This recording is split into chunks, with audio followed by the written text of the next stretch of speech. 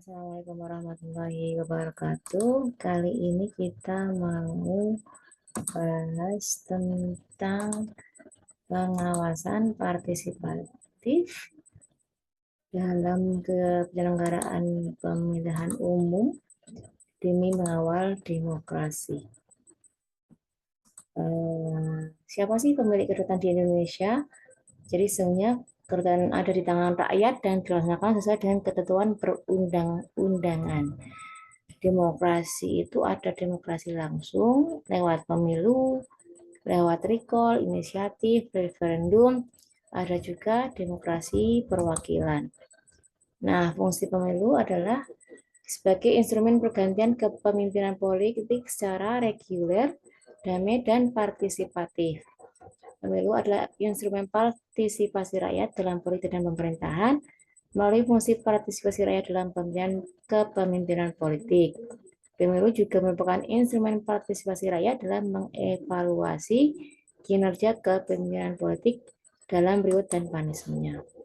Mengapa sih masyarakat harus terlibat mengawasi pemilu? Karena untuk memastikan terlindunginya hak politik warga masyarakat, memastikan terwujudnya pemilu yang bersih, transparan, dan berintegritas dari sisi penyelenggara dan penyelenggaraannya, mendorong terwujudnya pemilu sebagai instrumen penentuan kepemimpinan politik dan evaluasi kepemimpinan politik. Juga mencegah terpilihnya calon-calon yang pemimpin yang korup dan tidak amanah. Apa resiko keterlibatan masyarakat dalam pengawasan pemilu? Antara lain menghasilkan konflik kekerasan from election to violence. Kemudian hilangnya kepercayaan rakyat. Resiko terhadap demokrasi, terjadi arus balik dari demokrasi menuju tirani baru. Ada apatisme terhadap demokrasi, kecenderungan melihat masa lalu meskipun otoritarian tapi dianggap lebih stabil.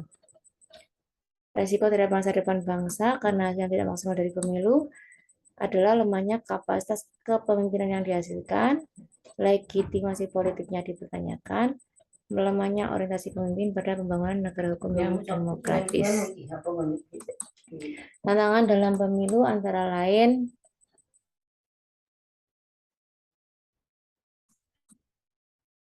apakah KPU mampu menyelenggarakan pemilu? Kemudian apakah KPU mampu menyelenggarakan pilpres?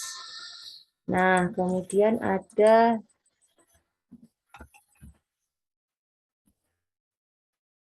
tingkat jumlah partisipasi yang makin menurun dari tahun ke tahun dan suara tidak sah yang terus meningkat dari tahun ke tahun.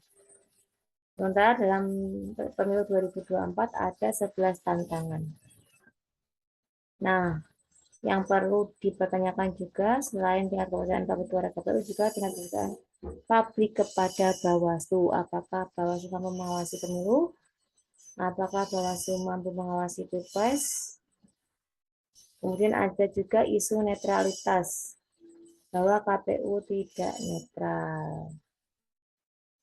Dari riset menunjukkan. Nah, sebagian perspektif kerawanan pemilu antara lain adanya legal compliance, baik pelanggaran maupun bukan pelanggaran. Jika pelanggaran dia ada pidana pemilu, ada administrasi pemilu, dan kode etik penyelenggara pemilu. Jika bukan pelanggaran, sengketa pemilu, ada sengketa hasil pemilu dan pelanggaran terhadap pemilu berkaitan dengan batas pemilu.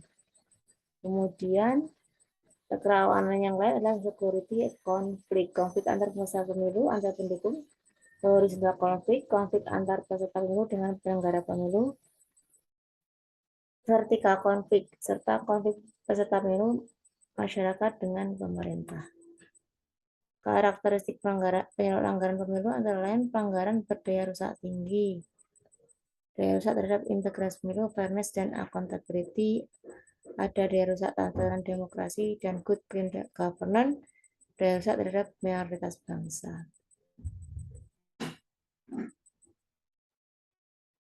Berupa manipulasi dana kampanye, manipulasi hasil penghitungan suara, korupsi politik, abuse of power, money politik, isu sara.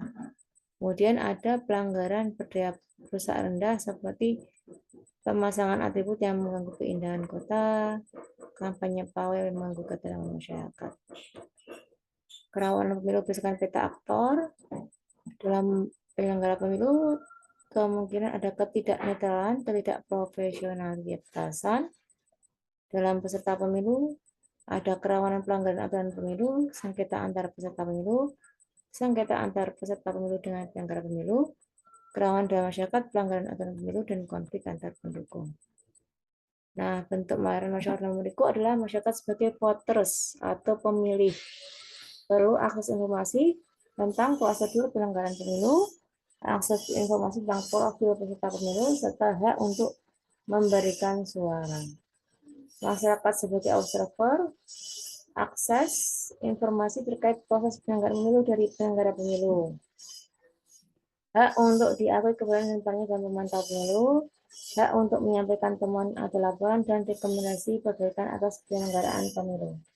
Masyarakat sebagai judge, penyediaan berbagai hak akses dan jaminan atas temuan berbagai hak tersebut akan berguna bagi masyarakat untuk mendengarkannya sebagai hakim dalam wilayah penyelenggaraan pemilu dan sebagai dalam menentukan pilihan dalam bilik suara. Bentuk partisipasi pengawas yang dilakukan masyarakat dimulai dari hal sederhana.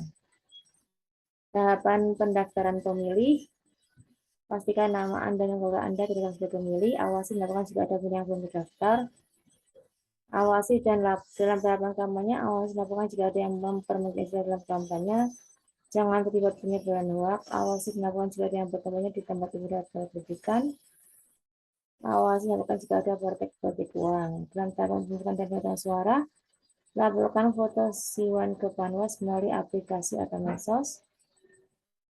Awasi dilaporkan jika ada pelanggaran dari hasil penghitungan suara. Terima kasih.